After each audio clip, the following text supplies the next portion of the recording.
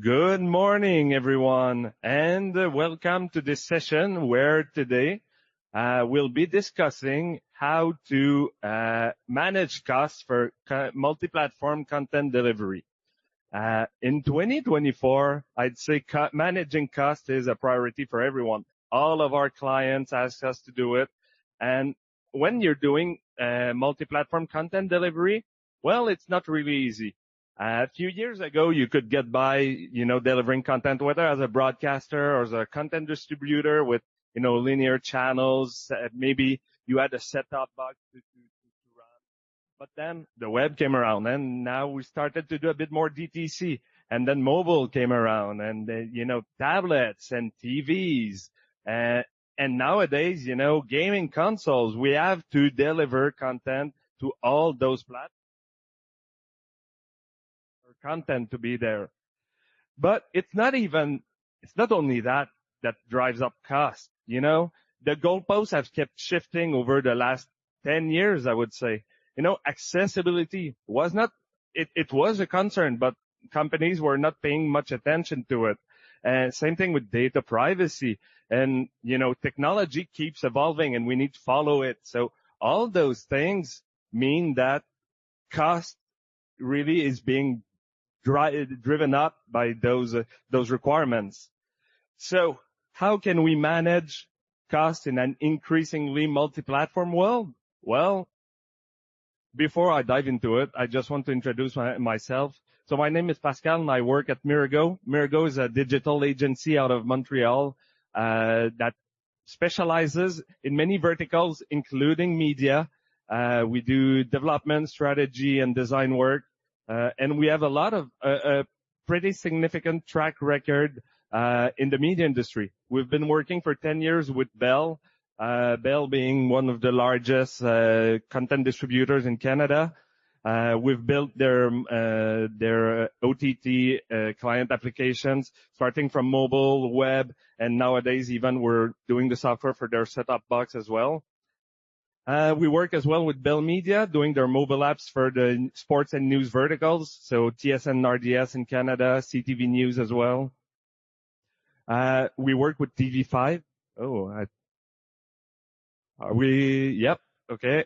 We work with TV5. We do their OTT platform, including their CMS, their backend, and their client applications on web, mobile, and TV as well. So, with that out of the way, now let's dive into it. I've got 7 tips I want to share with you guys today about how to manage. Are we good? I'll try to speak loud. First thing I want to talk about is when you're doing development for multi-platform, well, it's very, very important to favor frameworks that support code sharing. Just a touch of history before I go deeper into it. In 1993, HTML came around, and that was the main multi-platform framework. And multi-platform was not really a thing until I would say mobile came around. And with mobile, from the start, there was, PhoneGap that you could take your web app and maybe do a native app, but the experience was not really up to par. Google took a stab at it in 2014 with the J2OBJC, which allowed you to write Java code for Android and then use that code and transpile it to iOS for in Objective-C for iOS. So that was the start of something. But really, it's around 2015 with React Native and with Flutter and Kotlin multi-platform that really the multi-platform frameworks came about. And why is it important to favor a multi-platform framework? Well, first of all, it favors consistency across your platforms. If you've got separate teams doing your web and your mobile and your connected TVs, well, probably that the experience is going to diverge quite significantly. Whereas if you share a common code base, well, usually it helps with the consistency of your experience. Sharing more code also means that you're going to write less code, and that has 2 significant advantages. First one is that you're going to be able to probably get by with a smaller team of versatile developers instead of having your web team, your iOS team, your Android team, your connected TV team. That doesn't mean you don't need experts in each of those, but a few experts and a lot of versatile developers will go really a long way. As well, since you're writing less code, well, there's less room for bugs, obviously. So that's a significant advantage of doing multi-platform.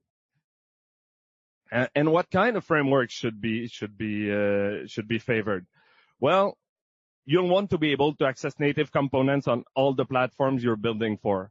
Because especially for media, let's say we've got some things that need to be very performant, such as your video player. Well, you want to use a video player that's going to be native to the platform. So you need a framework that will easily support that. You also want to be able to customize your UI. It used to be very important. If we go back a few years ago, let's say between Android and iOS, the UI patterns and the UX patterns were very different. If you were sharing your UI code, and usually people would start with iOS, well, the Android users would feel it. They would see that the UI was made for iOS and not for Android. So even if you're sharing code, if you want to build a great user experience, you need to cater the UI to each specific platform. I'm just getting back on this one to mention that at Mirego, we've been using a lot Kotlin multi-platform. We've been using it since 2019. And we've been using React Native more recently, and both are really, really solid options for multi-platform for media development. And there are others as well. There's Flutter, and there are others that are not mentioned on this slide that are good as well. We've just not used them as much, so I can't really vouch for them. I wanted to share a bit of a success story of multi-platform development with Bell 5. I mentioned we started working with Bell 10 years ago. They asked us to build their mobile application for iOS and Android, but they add a lot of requirements, a lot of business logic, and we quickly realized that if we're not going to be sharing code, there was no way we were going to be able to, remain within budget and be able to scale this platform. So from the get-go, we started with J2OBeyJC, the Google library I mentioned earlier, built tooling on top of it, and built our two applications simultaneously, sharing at least 60% of the code. And that was the starting point. And nowadays with Bell, we've got north of 10 platforms supported from that same code base that we started in 2014, including their set-top box. That's an Android TV box, including, the web application. We built tooling for that as well.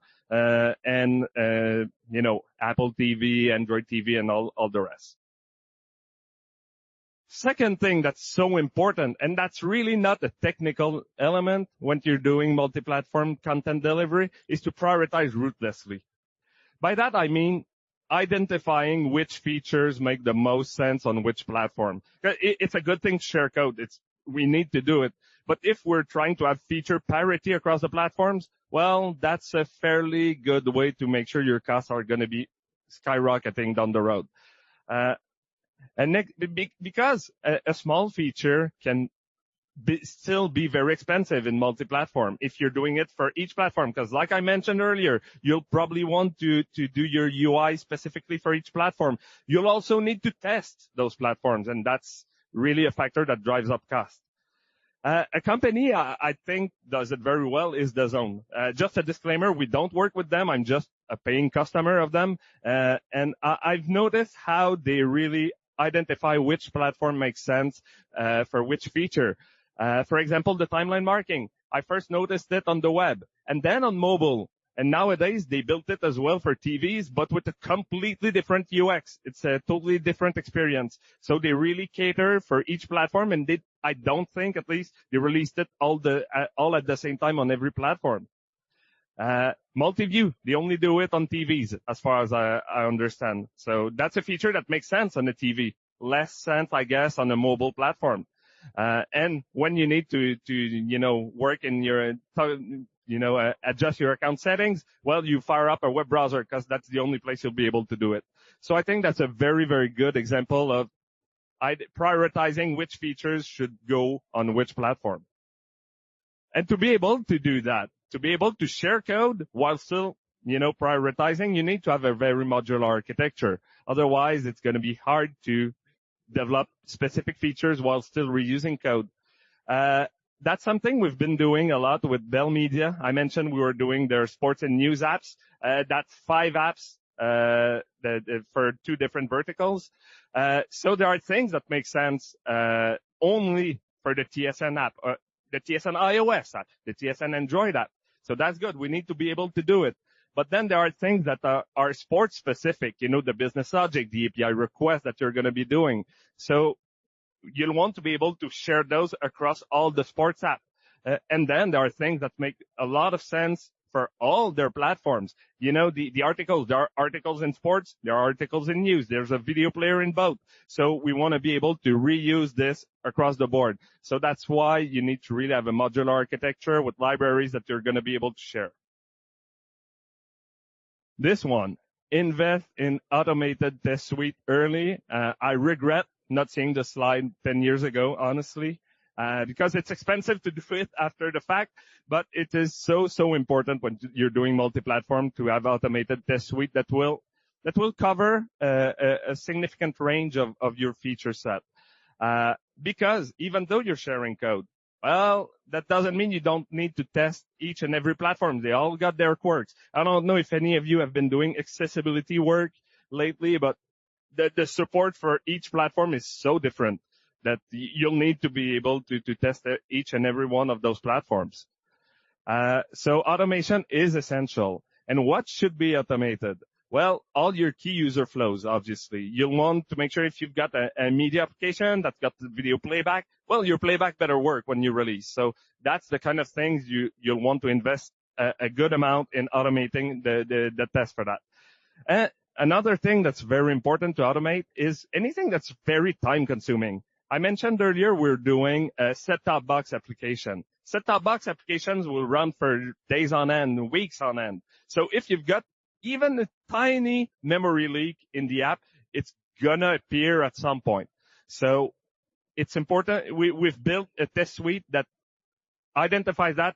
The test suite, I think, runs for 72 hours, and it's just hammering the app to make sure we don't have that memory leak. It would not make sense to have a human doing that, obviously. So that's a good use case for automation. Automation is also now something that even non-technical people can do. Our QA team has started using a tool that's called Maestro, that enables them to build test script in a few minutes and automate it, and they don't have to get back to it ever again. This is an example with the TV5 app. I had a video. Unfortunately, it's not in the slide right now. But basically, it's an example of you start a video, you leave, and you come back. It should be in your continue watching row. So maybe it takes 2 minutes to a human to test that, but it took 20 minutes to write the script, and we're never going to have to test it manually again. So that's a very good use case for automation. I wanted to take a moment to talk a little bit about white label solutions, because up to now, I'm really more talking when you're developing your own solutions, but I know a lot of you are probably using white label as well, and there are good reasons for that. A white label solution will be cost effective to get on many platforms. It's also very good to get to market quickly. But I've seen some important limitations as well with a few of our clients that are using both custom and white labels. One of the things is that customizations usually will be quite expensive. And it makes sense for the white label provider to charge for that, because the more custom each of your clients' platform becomes, well, obviously it drives cost up for them to support. And also, well, you don't own the code base. Usually you're going to be licensing it. So if it doesn't go as you would like, well, you're probably locked in with them for a while. Our second to last tip I want to discuss is to invest in a solid web responsive version. By doing that, web responsive, a web version that will scale all the way from your mobile phone to your TVs. By doing that, you really buy some flexibility down the road. It facilitates some decisions. Let's say if you want to terminate OS versions, with iOS and Android, they release one version per year. Supporting the older version becomes quite expensive. It's almost as endpoints that you need to support as well. I've noticed a good example of that. I've noticed that Netflix has been doing that recently. My daughter's got an iPad, and suddenly she told me, Dad, Netflix no longer works. And I went there, and they stopped supporting the iPad OS version she was on. But she can fire up Safari and still use Netflix. So it's a pretty good trade-off. For them, they don't need to support old iPad OS versions, and my daughter can still watch her favorite shows on Netflix. It's also a great starting point if you want to develop for smart TVs, because smart TVs are basically web applications that implement a few APIs. So if you've got that solid web responsive version, well, you can start from it and develop, your Tizen app, your WebOS app. So that's a very good thing to have. And finally, I'm talking a lot about, client development. If you can keep the client as lightweight as possible and build in the back end the more you can, well, it's a very good idea. Because for two reasons. First one is that a lot of the endpoints, especially when we're talking maybe about smart TVs, are fairly limited in terms of computing power. So if you've got a fat client, and a heavy client that does a lot of computation, well, chances are it's going to be hard to run on those platforms. And the second thing is that it's probably cheaper to develop for a backend as well. You only have to support one language. It's easy to test. It's easy to deploy. You don't need to deal with the App Store or the Play Store or any other vendor platform that you want to deploy to. So the more you can do on the backend, the better. And we really found that to be true when we start. I was talking about our work with TV5. Well, they wanted to go to build a Roku app. And with that, we were very glad that our backend was doing already most of the heavy lifting, because Roku, you need support all the way back to the very first Roku version. So you deal with very limited, computation, limited devices. So you want to do the more you can on the backend. All right. I'm just going to do a quick time check. Oh, I'm very good in terms of time. So, what I've been talking about since the beginning is really how from the start you can, make sure you're not gonna end up, with the cost problem down the road. But let's say you've been building your app for 5-10 years, and now the problems are mounting up and your costs are spiraling up. What can we do? Well, I don't have a silver bullet, but I've got a few tips that can really help regardless. First of all, and that's probably the most obvious one, of course, is to evaluate if you can retire endpoints. By that, I mainly mean to, deprecate older OS versions, older browser versions, to remain more, I'm not going to say bleeding edge, but not support older stuff, because that's really expensive to do. And obviously, you've probably got a part of your user base that still on older, iPhones or whatnot. But sometimes we really need to evaluate if the cost is worth supporting those older platforms. Simplify, simplify, simplify. I mentioned to prioritize. Prioritize probably means looking forward what we're building. But it's important to look back at what we've already built and what can probably be removed or simplified. Maybe a feature made a lot of sense 5 years ago, but nowadays it's not really used. We're still supporting it because it's part of our apps. We're supporting it for maybe, 10 platforms. So if we can remove those features, well, there's a small cost to that, but you're going to gain it down the road by not having to support it. You'll simplify your code base, which makes it easier for your developers to build on top of. So that's one. Honestly, I see a lot of executives that are kind of afraid to do it or don't want to prioritize it, but it's very, very, very important.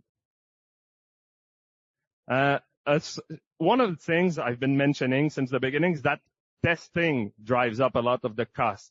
So if you can reduce the upfront burden of testing by having a significant beta track, whether it's your employees that are your beta users, or it's some of your early adopters that you can, I don't know, maybe reward for using features that are not really up to scratch yet. Well, you can probably reduce your QA burden by having them test that. They might find regressions that otherwise you would have had to invest a lot of QA to find. So a significant beta track is a very good tip to, again, drive down the pressure of testing everything for every release. Invest continuously in tech debt control. It's not sexy to, invest in what I've seen it called sustainability work for your app. Sometimes developers will tell you, yeah, we need to invest in tech debt. And you're like, why? It's because if you don't do it, it's basically just piling up on a debt that you're probably never going to reimburse if you don't take care of it continuously. So, it is very, very important to allocate some time to always, refactor, simplify, because what we were building 10 years ago probably we didn't forecast all we would have to build afterward, and we probably didn't stabilize everything, the foundations, as we went along. So it's important to do it continuously. And finally, another way to reduce the testing burden is to put everything behind feature flags. By that I mean, if you develop a new feature, make sure you can toggle it on or off for a specific platform, specific subset of users. This way you can really try it out, adjust with a smaller portion of your user base, or maybe for just one platform, and then adapt. And by doing it this way, again, you don't need to test everything. It's much cheaper to deploy, and you get user feedback as well on whatever you're building, which can adjust then to improve the features. So it's good for the user experience and for cost management. And so that went a bit quicker than I expected. So if any of you have questions, I guess we can probably take a question or two. Otherwise, well, thank you very much. You can visit us at the booth 3367 over there if you want to discuss your current situations with your apps. I'd be curious to hear more about it. Thank you.